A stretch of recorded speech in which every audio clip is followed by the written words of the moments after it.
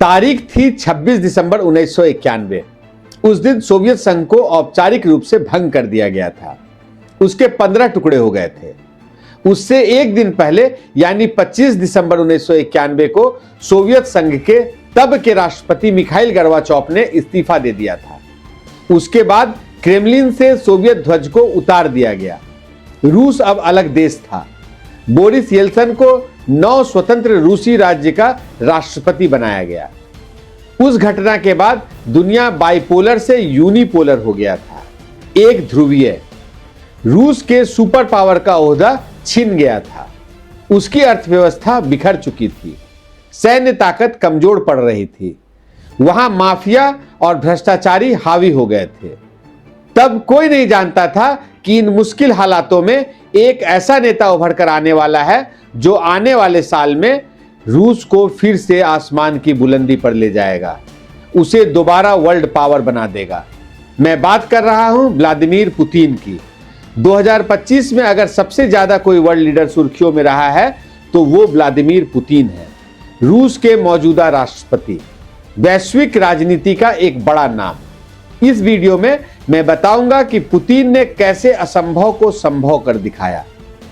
उन्होंने कैसे रूस को दोबारा पावर सेंटर बना दिया। नमस्कार, मैं अमित कुमार, न्यूज पिकल में आपका स्वागत है।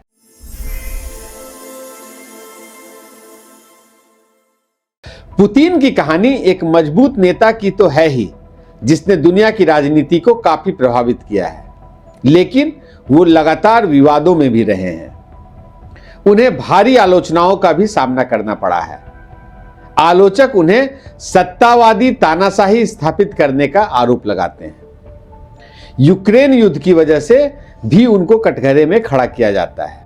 पुतिन जब साल 2000 में पहली बार राष्ट्रपति बने थे तो उनकी उम्र महज 48 साल रही होगी।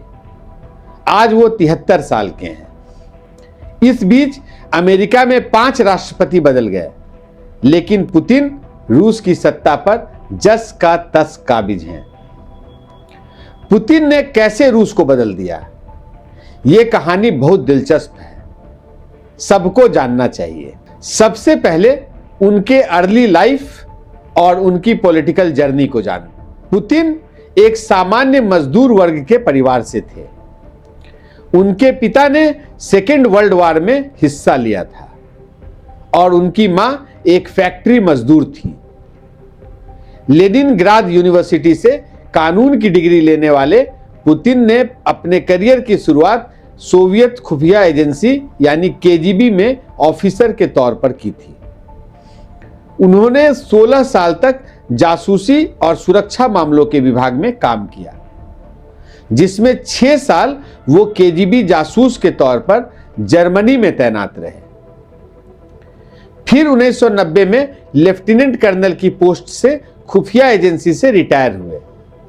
वो एक सामान्य जिंदगी की सोच रहे थे, लेकिन सेंट पीटर्सबर्ग मेयर के पहले सलाहकार की जॉब ने उनकी किस्मत बदल दी। भरोसेमंद पुतिन को उन्होंने 1994 में डिप्टी मेयर बनवाया, जिसके बाद उन्होंने सेंट पीटर्सबर्ग में राजनीति में अपना करियर शुरू किया। पुतिन 1996 में रूस की राजधानी मॉस्को आए और वहां बड़े नेताओं के भरोसेमंद सलाहकार बन गए। बोरिस येल्त्सिन ने जुलाई 1998 में पुतिन को फेडरल सिक्योरिटी सर्विस एफएसबी का टॉप पोस्ट दिया। फिर पुतिन प्रभावशाली सिक्योरिटी काउंसिल के सेक्रेटरी बन गए। जब भारी आलोचना झेल रहे येल्त्सिन का 1999 में उत्तराधिकारी खोजा जाने लगा तो पर्दे के पीछे भूमिका निभाने वाले शांत और जिम्मेदार पुतिन को प्रधानमंत्री बनाया गया। उसके बाद उन्होंने पीछे मुड़कर नहीं देखा। तब से अब तक वो रूस का नेतृत्व कर रहे हैं। रूसी के अलावा पुतिन जर्मन बोलते हैं। यह भी कहा जाता है कि वो स्वीडिश में भी बात कर सकते हैं। उनका परिवार भी घर में जर्मन में ही बातचीत करता है। माना जाता है कि राष्ट्रपति बनने के बाद पुतिन ने अंग्रेजी सीखी। हालांकि औपचारिक बातचीत के लिए वो अब भी दुभाषियों का सहारा लेते हैं। 31 दिसंबर 1999 को येल्त्सिन के इस्तीफे के बाद वे एक्टिंग प्रेसिडेंट बने। 1999 में रूस के प्रधानमंत्री बनने के साथ 2008 से 2012 तक भी पीएम रहे। साल 2000 में पहली बार पुतिन रूस के राष्ट्रपति चुने गए। 2000 से 2008 तक 2 कार्यकाल तक राष्ट्रपति रहे। रूसी संविधान के द्वारा तय किए गए कार्यकाल सीमा की वजह से वह 2008 में लगातार तीसरी बार राष्ट्रपति पद के चुनाव में खड़े होने के लिए पुतिन अयोग्य थे। उनकी जगह दिमित्री मेदवेदेव राष्ट्रपति बने और प्रधानमंत्री के रूप में पुतिन को नियुक्त किया। 2011 में कानून में बदलाव के बाद राष्ट्रपति पद के कार्यकाल की अवधि 4 साल से बढ़ाकर 6 साल हो गई और पुतिन 2012 में तीसरी बार राष्ट्रपति बने और तब से लगातार देश के राष्ट्रपति हैं। मौजूदा कार्यकाल मार्च 2024 में शुरू हुआ जब वो फिर से राष्ट्रपति चुने गए। पुतिन की खासियत है कि वो कभी उल्टे सीधे बयान नहीं देते और ना ही आवेश में आकर फैसले लेते हैं। पुतिन की उपलब्धियों पर बात करें तो वो मुख्य रूप से रूस की अर्थव्यवस्था को स्थिर करने, वैश्विक स्तर पर देश का प्रभाव बढ़ाने और आंतरिक नियंत्रण को मजबूत करना सबसे प्रमुख है।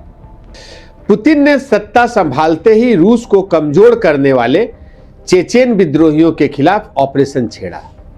उन्होंने भ्रष्ट अमीरों पर सख्ती के साथ गरीबों के लिए कई योजनाएं चलाई तो उन्हें हीरो माना जाने लगा। जनता का गुस्सा झेल रहे येल्त्सिन ने 31 दिसंबर 1999 को पद छोड़ा और पुतिन को कार्यवाहक राष्ट्रपति बना दिया, जैसा मैंने पहले भी बताया। रूस को फिर से महान बनाने का वादा कर मार्च 2000 में पुतिन ने भारी बहुमत से चुनाव जीत लिया। भ्रष्टाचार का अंत और पूंजीवादी बाजार पर नियंत्रण के वादे के साथ लोगों का भरोसा जीता। पुतिन ने सोवियत संघ विघटन के बाद एक और बिखराव का खतरा झेल रहे रूस को एकजुट करने की ठानी। उन्होंने 89 प्रांतों का विलय करके 7 संघीय प्रांतों में बदला। उद्योगपतियों का सरकार पर वर्चस्व खत्म किया। पुतिन अपनी गोपनीय शैली और कड़े फैसलों के लिए भी जाने जाते हैं। खासकर रूस की सुरक्षा पर उनका जबरदस्त फोकस रहता है। केजीबी का बैकग्राउंड उनके नेतृत्व के तरीके को गहराई से प्रभावित किया है। अब आपको पॉइंट वाइज भी उनके शासन की उपलब्धियों को बताता हूं। अपने शुरुआती राष्ट्रपति काल यानी साल 2000 से 2008 तक पुतिन ने आर्थिक सुधारों पर फोकस किया, जिससे रूसी अर्थव्यवस्था में औसतन 7% प्रति वर्ष की वृद्धि हुई। यह ग्रोथ मुख्य रूप से तेल और गैस की कीमतों में बढ़ोतरी की वजह से हुई, जिससे लोगों की आय में भी वृद्धि हुई। इससे गरीबी भी आधी हो गई और जीडीपी में तेजी से बढ़ोतरी हुई। उन्होंने 13% की फ्लैट इनकम टैक्स जैसी उदार आर्थिक नीतियों को लागू किया, जिससे अर्थव्यवस्था को बढ़ावा मिला। उन्होंने रूस की सत्ता को नियंत्रित किया, उसे सेंट्रलाइज कर दिया, जिससे सोवियत संघ के पतन के बाद भी अराजकता पर काबू पाया गया और राजनीतिक व्यवस्था स्थिर हुई। क्षेत्रीय गवर्नरों पर नियंत्रण किया। उन्होंने प्रमुख उद्योगों का राष्ट्रीयकरण किया, जिससे राज्य का अर्थव्यवस्था के बड़े हिस्से पर नियंत्रण हो गया। पुतिन ने चेचेन अलगाववादियों के खिलाफ संघर्ष में रूस का नेतृत्व किया, जिससे इस क्षेत्र पर मॉस्को का नियंत्रण फिर से स्थापित हो सका। पुतिन की विदेश नीति ने रूस को एक ग्लोबल पावर के रूप में फिर से स्थापित करने पर ध्यान केंद्रित किया है, जिसमें सैन्य हस्तक्षेप और रणनीतिक साझेदारियों के माध्यम से देश के प्रभाव को बढ़ाना शामिल है। उन्होंने मध्य पूर्व में प्रभाव बढ़ाया, साथ ही चीन के साथ संबंध मजबूत किए। भारत के साथ भी रूस ने व्यापार और परमाणु ऊर्जा क्षेत्र में महत्वपूर्ण समझौते किए हैं। उन्होंने सैन्य हस्तक्षेप के जरिए भी अपना प्रभाव बढ़ाया। 2008 जॉर्जिया युद्ध, 2014 क्रीमिया का अधिग्रहण, उन्होंने 2015 में सीरियाई गृह युद्ध में हस्तक्षेप किया और बशर अल असद का समर्थन किया। इसके अलावा उन्होंने क्षेत्रीय विस्तार भी किया।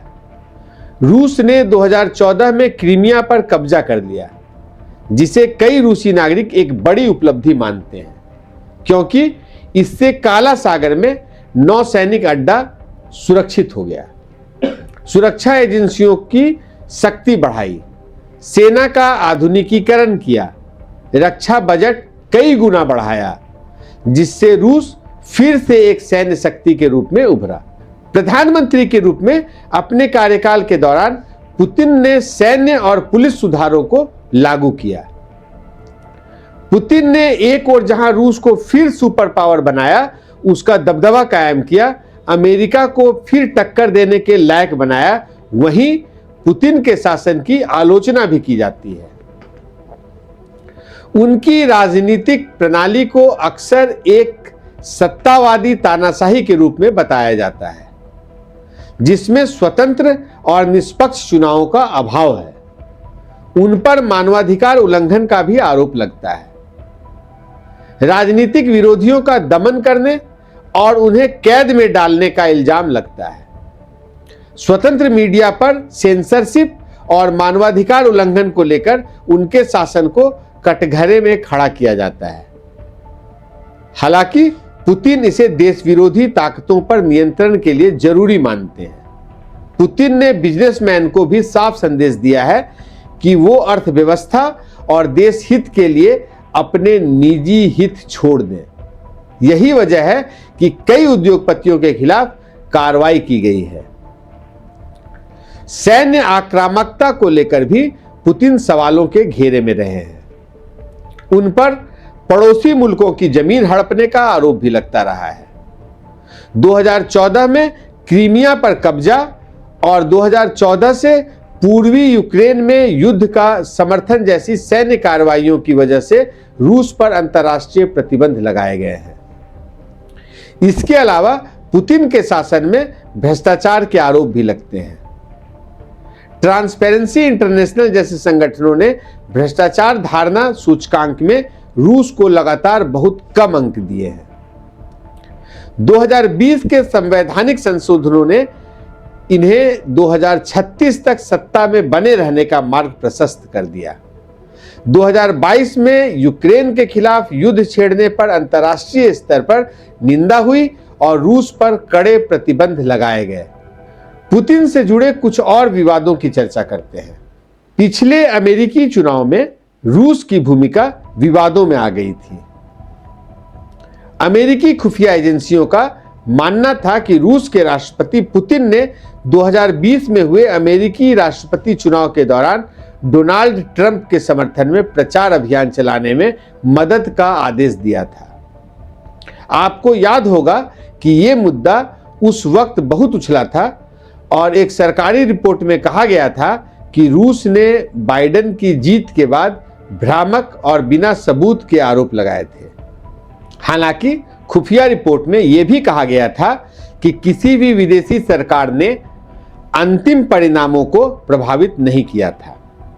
रूस अमेरिका के राष्ट्रपति चुनाव में हस्तक्षेप के आरोप को खारिज करता रहा है। पुतिन और उनके करीबी लोगों पर संदिग्ध लोगों की हत्या का आदेश देने के आरोप भी लगते रहे हैं।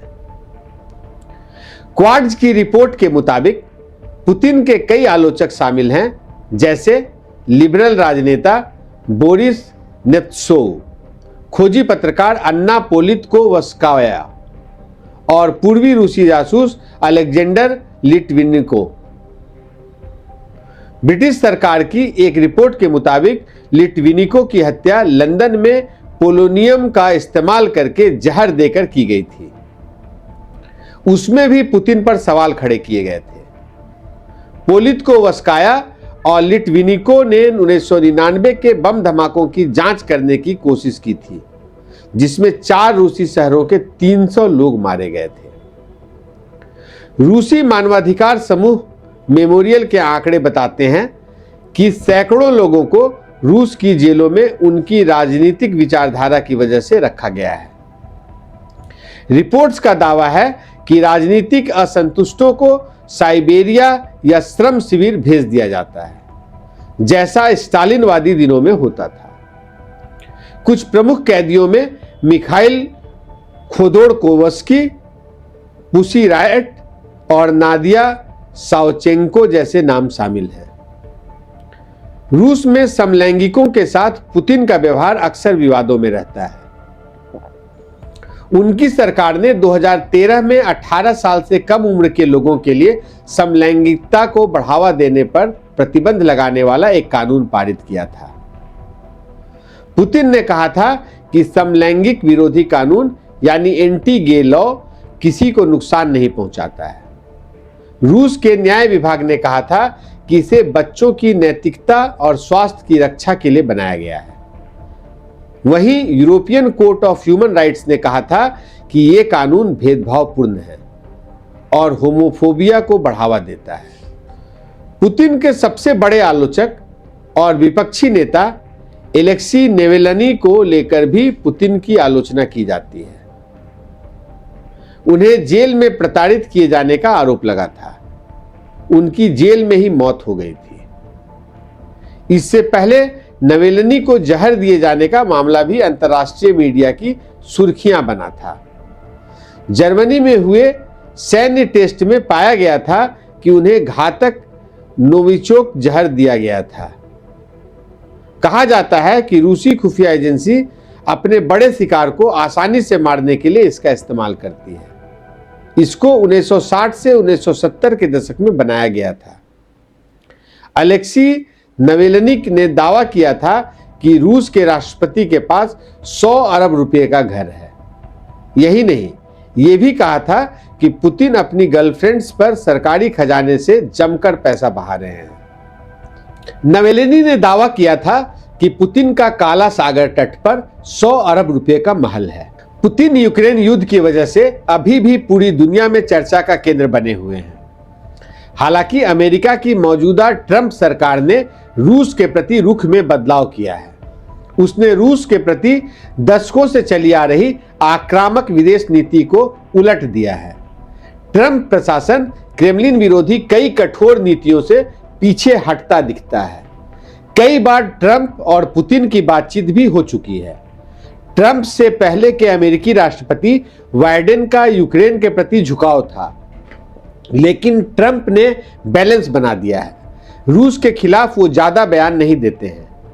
उम्मीद की जा रही है कि नए साल 2026 में भी पुतिन फिर से सुर्खियों में बने रहेंगे। तो इस वीडियो में इतना ही। हमारी कोशिश होती है अपने वीडियो के जरिए अधिक से अधिक जानकारी आप लोगों से साझा की जाए, उन पर चर्चा की जाएगी। वीडियो पसंद आए तो लाइक कीजिए और चैनल को सब्सक्राइब कीजिए। नमस्कार।